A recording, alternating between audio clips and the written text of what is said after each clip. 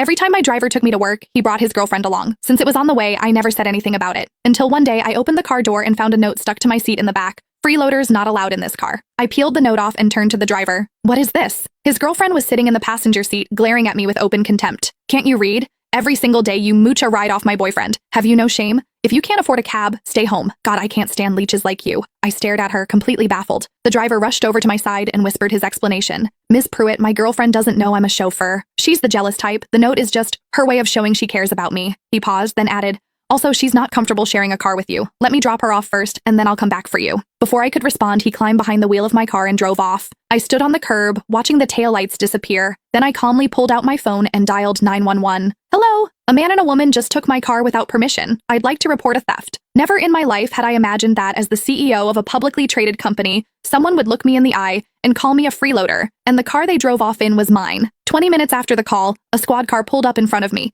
2 officers had barely stepped out when Alfred Lawrence came tearing around the corner in my black Maybach. He slammed the brakes, lurching to a stop just feet away, and jumped out. His face was chalk white. Ms. Pruitt, what happened? Why did you call the police? I looked at him, said nothing. One of the officers sized him up. Are you the individual Ms. Pruitt says took her vehicle without authorization? The color drained from Alfred's face even further. No, officers, this is all a misunderstanding. His hands went up, palms out. I'm Ms. Pruitt's driver. I drive her every day. I just dropped someone off on the way. Took a few extra minutes, that's all. Nobody stole anything. He gestured frantically at the Maybach behind him, forcing a grin. See? I brought the car right back. First thing. The officers looked at me, then back at him. Ms. Pruitt, do you want to press charges? I was about to answer when Alfred leaned in close, his voice dropping to a desperate whisper. Ms. Pruitt, please. For my father's sake. He drove for you all those years. Just let this one go. He swallowed hard. You know my dad's health isn't good. I finally found a girlfriend, and it's the one thing he wanted for me. What I did back there was just to keep things stable between her and me. I had no choice. The mention of his father softened something in me. Owen Lawrence had been my chauffeur for 6 years. Honest, dependable, steady behind the wheel, and never once a source of trouble. In all those years, he had never been late, never gotten a single violation. Every holiday when I handed him a bonus,